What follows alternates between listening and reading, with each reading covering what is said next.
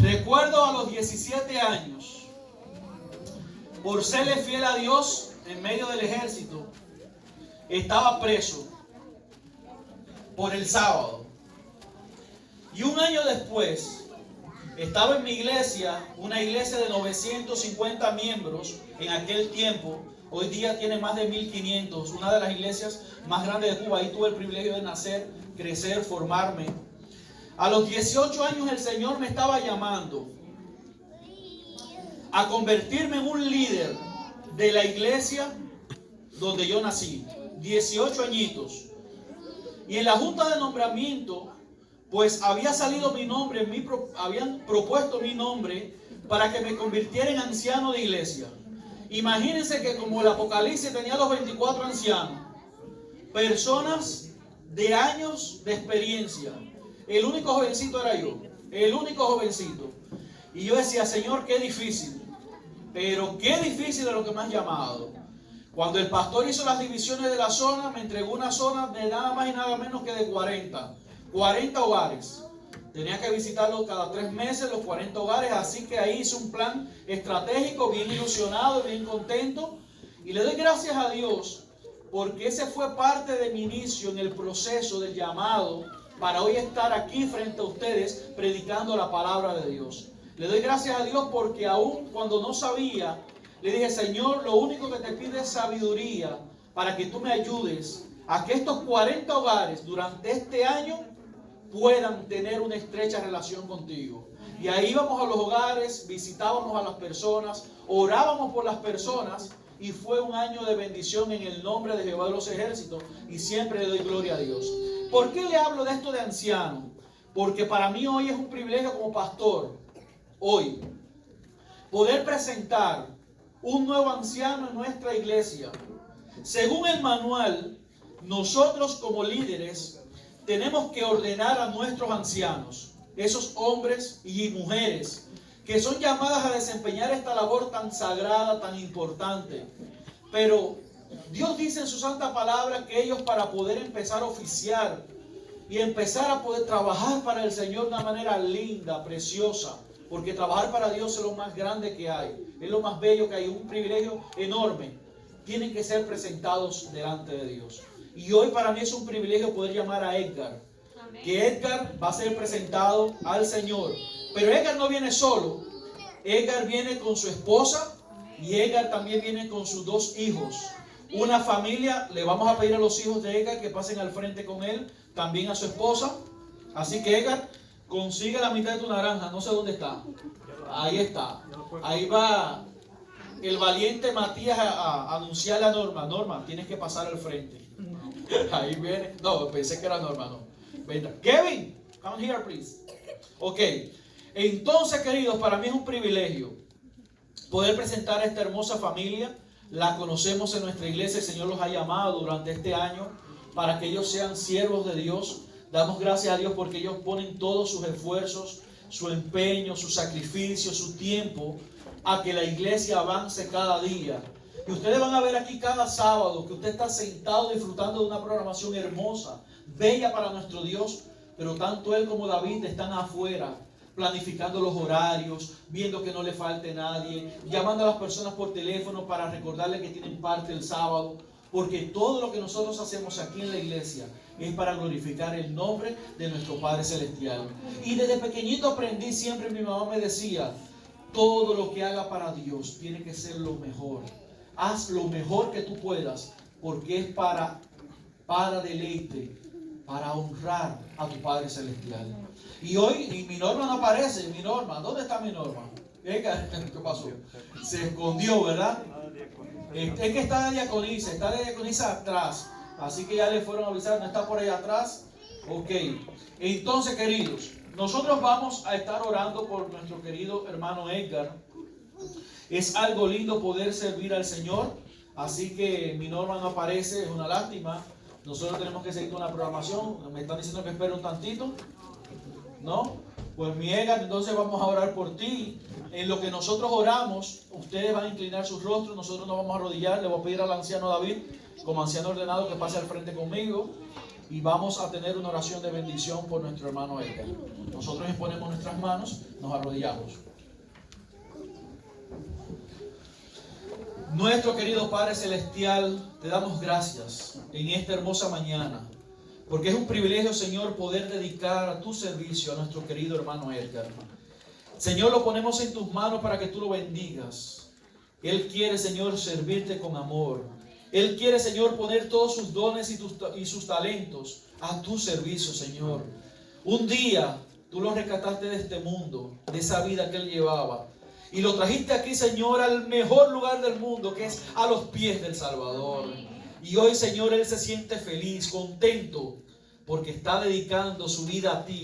Y los dones que le has regalado, hoy quiere decir, Señor, lo pongo en tus manos. Gracias por la esposa tan maravillosa que le diste, Señor. Gracias por los lindos hijos maravillosos, preocupados, estudiosos, consagrados que le has regalado. Bendice a Jack, bendice a Kevin, Señor. Permite que ellos puedan seguir creciendo en gracia y sabiduría para con Dios y los hombres. Y Edgar, Señor, que puedas bendecir su matrimonio en primer lugar. Que pueda ser una luz tanto en su trabajo como en su hogar, así también en la iglesia. Que él pueda representar, Señor, dignamente al Cordero que lo está llamando en esta mañana. Que pueda tener una estrecha relación con sus líderes, con su pastor, con sus hermanos de iglesia. Y que todos juntos podamos avanzar hasta llegar a la Canaán celestial. Hoy, Señor, como siervo ordenado de tu evangelio, lo pongo en tus manos para que lo bendigas de manera especial. Y que a partir de hoy, él pueda decir, y yo y mi casa serviremos a Jehová. Gracias por escucharnos en el nombre de Jesús. Amén. Amén. Gracias, Edgar. Dios te bendiga. Muchas felicidades. Bien, queridos. Qué lindo estar aquí en la casa de nuestro Dios sábado, ¿verdad? Así que le voy a pedir a los ancianos que cuando me queden 5 minutos me avisen, porque yo me emociono y sigo hasta las 3 de la tarde. Amén. Amén, ¿verdad? Bien, queridos, miren. Estamos viviendo en el tiempo del fin. Eso es una realidad. Es una realidad. Las señales nos están diciendo que el Señor viene. Yo le doy gloria a Dios en esta mañana, porque el Señor nunca abandona a sus hijos fieles. El Señor está con nosotros, aún en medio de la pandemia, aún en medio de las dificultades, el Señor sigue bendiciendo a su pueblo. Y damos gracias al Señor, porque no estamos en un mar turbulento que azota una tormenta, una tempestad, y andamos como un barco sin rumbo ni dirección. No. Aquellos que tienen hoy a Jesús como su Salvador saben que ese es el capitán que siempre nos va a llevar a un puerto seguro. Y tenemos su Santa Biblia que dice en el Salmo 119, 105, lámpara es a mis pies tu palabra y lumbrera mis caminos. Así que doy gloria a Dios en esta mañana, porque aún en medio de los problemas, aún en medio de las dificultades, el Señor nos ha dejado su santa palabra para que nosotros nos podamos guiar. Hebreos capítulo 1, en el versículo 1 dice algo bien interesante.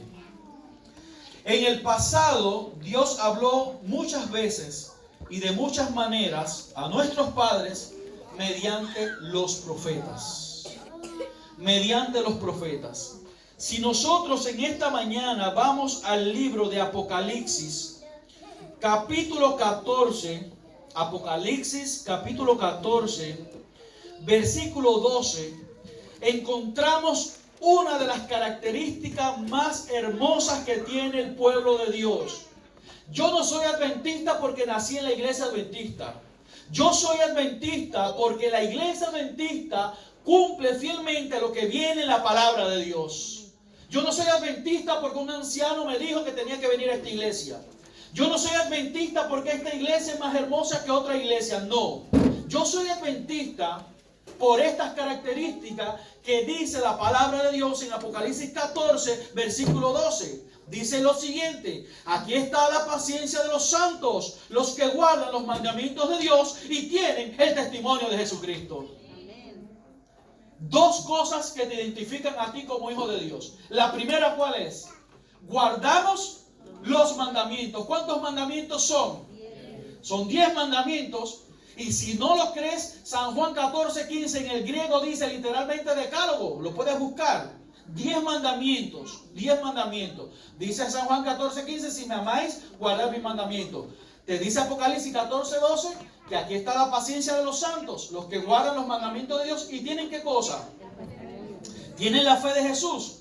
Ahora, si buscamos Apocalipsis 19, vamos a buscar allí Apocalipsis 19,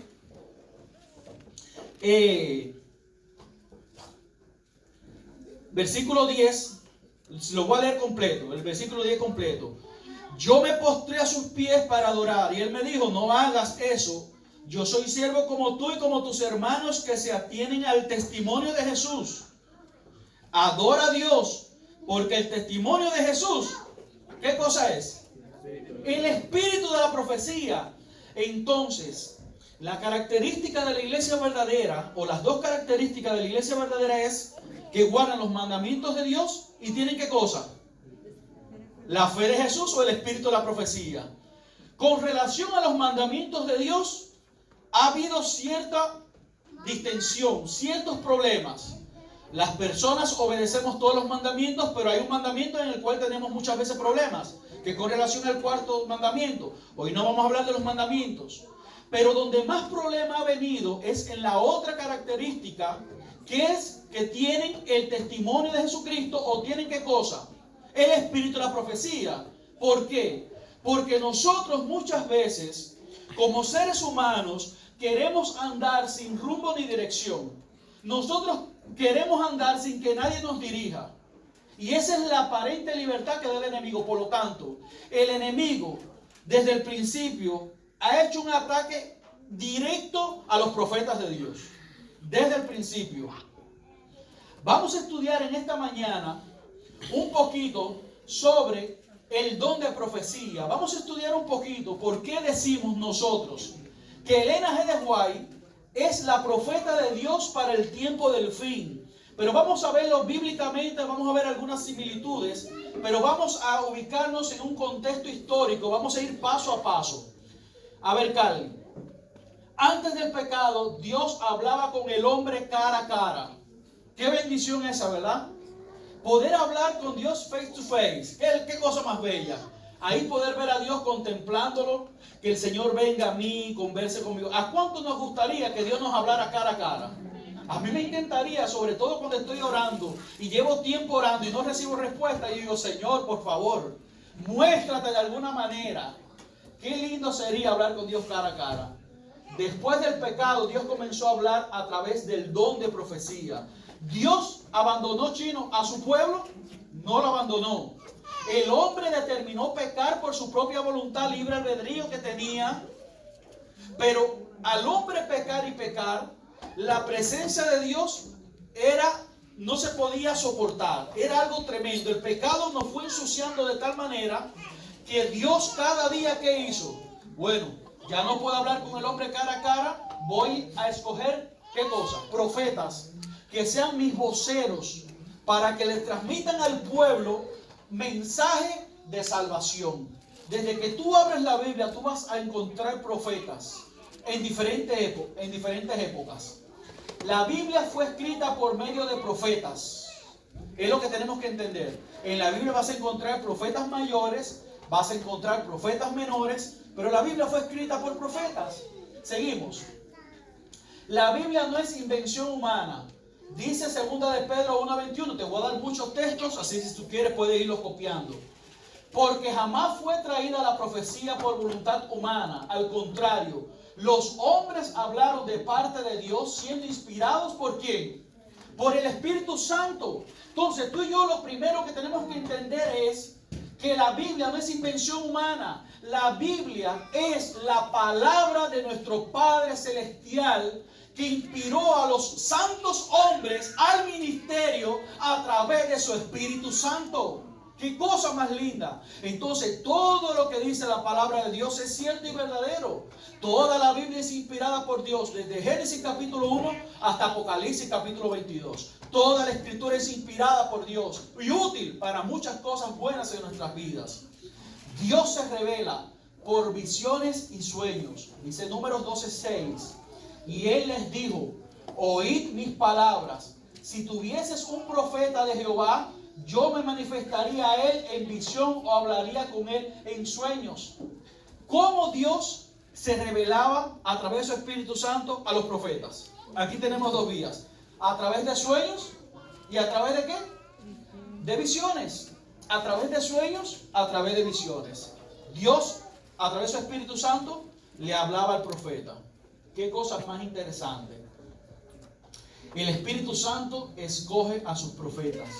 Y Él mismo constituyó a unos apóstoles, a otros profetas, a otros evangelistas, a otros pastores, sigue tal, a otros maestros, a fin de capacitar a los santos para la obra del ministerio, para la edificación del cuerpo de Cristo, hasta que todos alcancemos la unidad de la fe y del conocimiento del Hijo de Dios, hasta ser un hombre de plena madurez, hasta la medida de la estatura de la plenitud de Cristo. Efesios. La pregunta es, si yo quiero ser profeta, ¿yo puedo ser profeta así porque yo quiero serlo? ¿Qué dice la palabra de Dios en Efesios capítulo 4, versículo 11? Que Dios escoge a ¿quién? A sus profetas. Dios escoge, Dios da dones, Dios capacita personas para cumplir un ministerio específico. La pregunta en esta mañana es, ¿cuáles son los dones que Dios ha puesto en tu vida? Tal vez tú no seas un profeta, pero tal vez Dios te dio a ti el don de ser maestro, o el don del discernimiento, o el don de sanidad. Tú lo que tienes que preguntarte es cuál es el don que Dios te ha dado, porque dice la palabra de Dios que a cada uno se ha dado al menos ¿qué cosa? Un don. Y ese don que Dios te ha dado, que es la capacidad de poder ayudar a otras personas, tienes que ponerlo en práctica. Porque si tu don tú te lo escondes y no lo pones en servicio, ¿qué va a hacer Dios? Dios te va a quitar ese don y ¿qué va a hacer? Se lo va a dar a otra persona. Ahora, tenemos que entender claramente que el don de profecía es algo dado por Dios. Seguimos. Por medio de los dones espirituales, Dios busca advertir y moldear el carácter de su pueblo. Esa es la realidad. A través de los dones espirituales, Dios busca advertir y moldear el carácter de su pueblo. Cada predicación, cada lección de escuela sabática presentada, el objetivo es moldear nuestro carácter. Es permitir que el Espíritu Santo llegue a nuestras vidas. Es permitir que el Espíritu Santo transforme nuestros corazones. Porque si nosotros no tenemos un corazón transformado por el Espíritu Santo, no vamos a alcanzar el reino de los cielos. Necesitamos escuchar la voz de Dios cada vez que se paran los siervos de Dios, sea anciano, sea una persona escogida. Aceptar el mensaje para mi propio beneficio. No mirar para quién es, sino aplicármelo a mi propia vida. Cada día el Señor me está dando una oportunidad. Cada día, con cada tema presentado, el Señor está tocando la puerta de mi corazón. No sabemos lo que va a pasar mañana, por lo tanto tenemos que decidir hoy qué vamos a hacer. Dice, el profeta comunica las palabras de Dios. Oh hijo de hombre, dice Ezequiel 3. Oh hijo de hombre, oirás pues las palabras de mi boca y les advertirás de mi parte. ¿Qué hace el siervo de Dios? ¿Qué hace el ungido de Dios? Cuando todo el mundo duerme, está de rodillas suplicando gracia y misericordia sobre su pueblo. No son seres perfectos, cometen errores, pero son hombres que caminan suplicando la bendición del Espíritu Santo. Y dice aquí, el profeta comunica la palabra de Dios. Cada vez que te paras y tú predicas la palabra, es el Espíritu Santo el que está tratando de transmitir un mensaje a su pueblo. Pero sucedieron cosas, y hoy día suceden cosas, actitudes de nosotros con los profetas. Vamos a seguirlo viendo más adelante. Las personas acostumbran a despreciar los mensajeros de Dios. Tú lo puedes buscar en la palabra de Dios. Cuando Dios enviaba un profeta a una nación, casi en un 99.9% la nación rechazaba el mensaje de Dios. ¿Por qué? Porque el hombre quiere seguir viviendo sin que nadie los guíe. Por eso las personas aceptan a Jesús, pero no quieren compromiso con Jesús, porque queremos seguir viviendo. Tú le dices a una persona, oye, Cristo te ama, y te dice, sí, Cristo, ¿tú crees en Dios? Sí, creo en Dios. ¿Vamos a la iglesia? No, ya no voy a la iglesia, porque no queremos compromisos. Jehová, Dios de sus padres, les envió sus mensajeros persistentemente porque tenía misericordia de su pueblo y de su morada. Por misericordia, hoy día Dios sigue enviando mensajes. Hoy día Dios sigue haciendo su obra especial a favor de las naciones, de las tribus, de los pueblos. Hoy día. Pero ellos se burlaban de los mensajeros de Dios. Despreciaban sus palabras y hacían escarnio de sus profetas, hasta que la ira de Jehová estalló y ya no hubo remedio, segunda de Crónicas 36. Noé, ¿qué tiempo se pasó predicando, profetizando? ¿Qué tiempo? 120 años. Está loco. ¿Cómo el mundo se va a acabar por agua si aquí nunca ha llovido? Recuerda que hasta ese momento las plantas que hacían, el rocío las protegía, las cuidaba, las alimentaba. Y decían, llover, no hombre, no. Y le decían loco, y Noé cada día se paraba, sábado tras sábado, a dar la lección de escuela sabática. Noé sábado tras sábado se paraba a predicar en el culto de adoración. Sábado tras sábado en la sociedad de jóvenes presentaba la palabra y le decían, este está loco, este está loco. Y al final, al cabo de los 120 años, ¿qué vino? El diluvio. Es la realidad. Seguimos. Cada generación aceptaba a los profetas del pasado, pero no los que vivían en sus días. Dice Mateo 23, Jerusalén, Jerusalén, que matas a los profetas y apedreas a los que te son enviados. ¿Cuántas veces quise juntar a tus hijos, así como la gallina junta a sus pollitos debajo de sus alas? Y no quisiste. He aquí vuestra casa os es dejada desierta. Hace unos días, lo conté anoche en la vigilia, exactamente 19 días, 20 días, recibí la llamada de una primera anciana de una iglesia a la cual fui pastor. Pastor, necesito que ore porque tenemos un proyecto en la iglesia. Y ahí empezó a ponerme los proyectos de iglesia. Y yo siempre que tengo en mi lista de oración, agregué la lista de oración y cada mañana ahí oraba por la lista. Y me llamó la atención, me dio gusto. Ella me llamaba a cada rato, con frecuencia me llamaba para hacerme preguntas porque la iglesia no tiene pastor, es una iglesia que tiene más de 100 miembros, para buscar orientaciones. Pastor, ¿qué hago aquí? ¿Qué usted me aconseja? 15 días después, recibo una llamada a las 6, bien tempranito, a las 6 de la mañana. Pastor, la hermana Evelyn acaba de fallecer. ¿Cómo? Pero si hace unos días habló conmigo. Pastor, cayó con la enfermedad del COVID y no duró una semana. Y yo le decía al Señor, Señor, ¿por qué?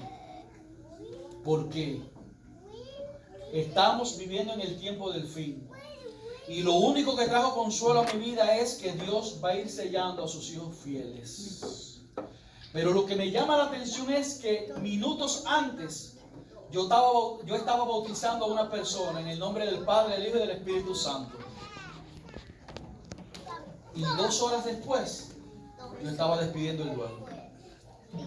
Nunca me había pasado.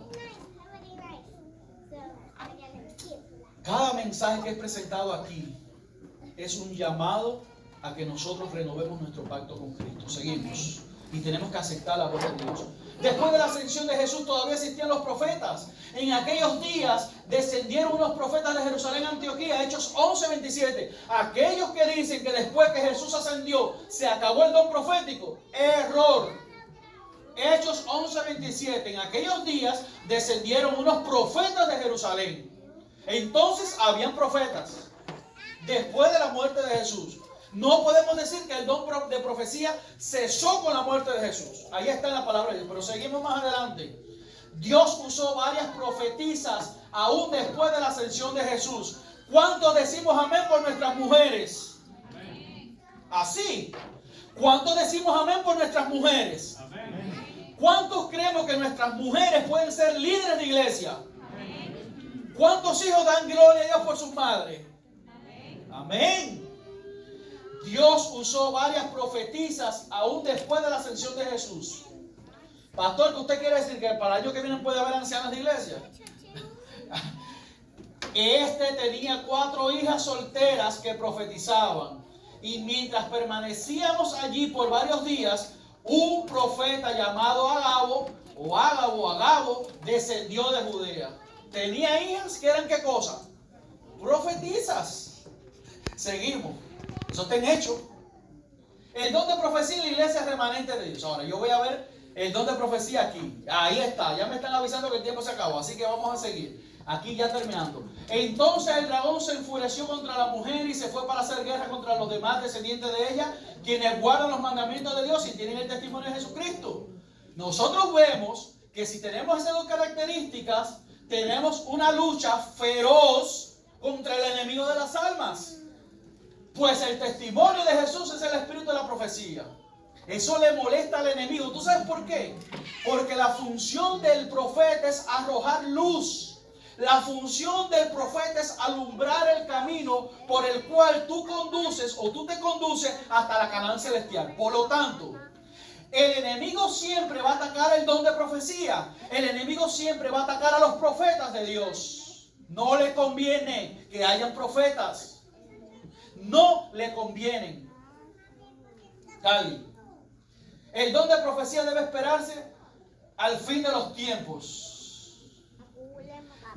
Los adventistas del séptimo día creen que representan a la iglesia remanente de Dios y que en la persona de Elena G. de White Dios manifestó el don de profecía bíblico puro.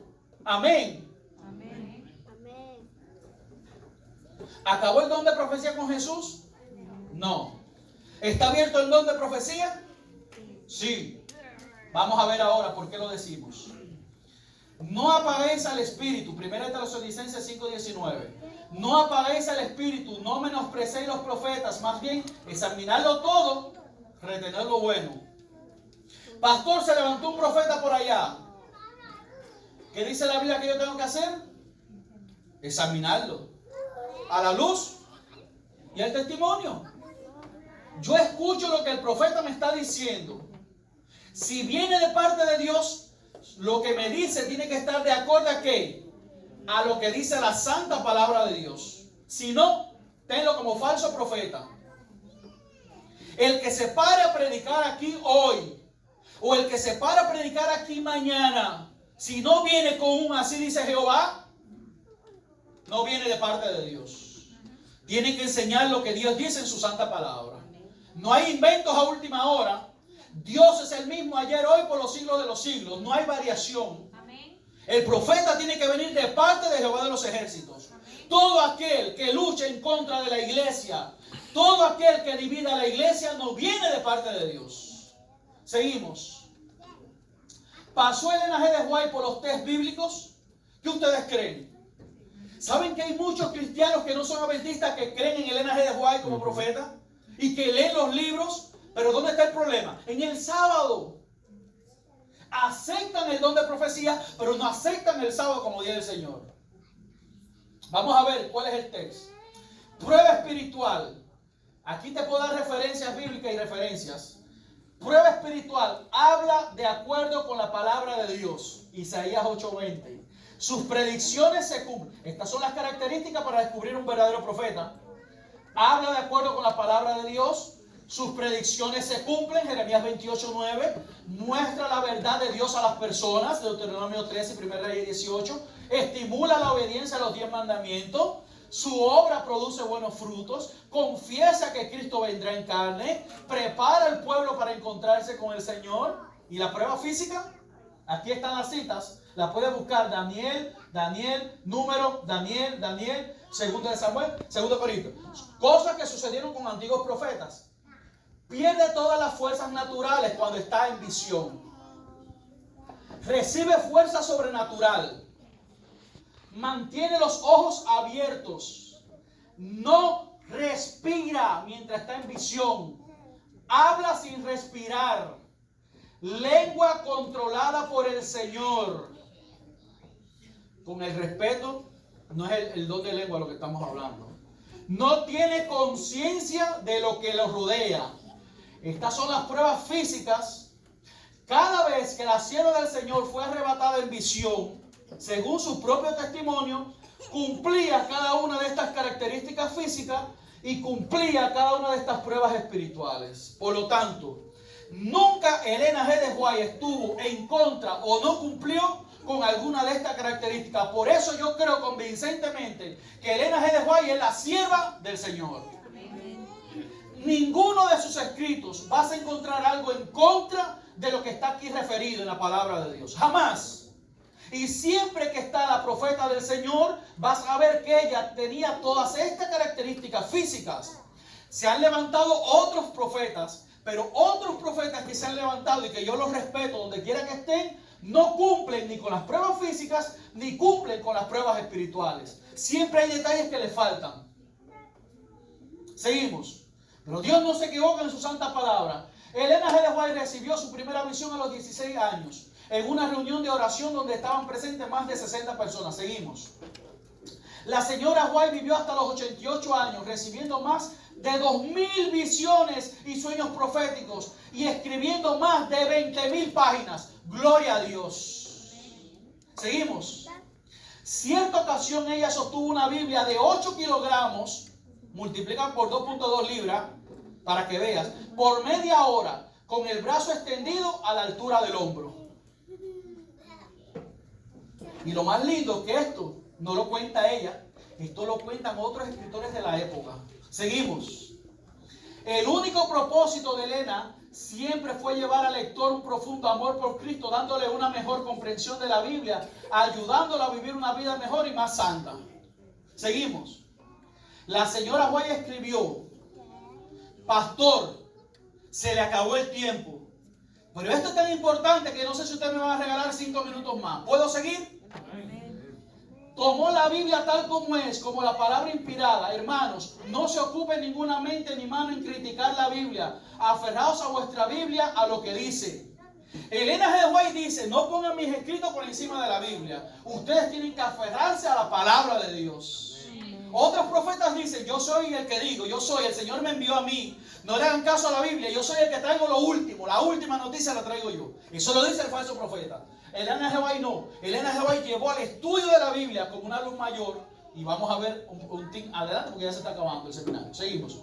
Con respecto a sus propios escritos, ella escribió, aquí está: y el Señor dio una luz menor, que son sus escritos propios, para guiar hombres y mujeres a la luz mayor.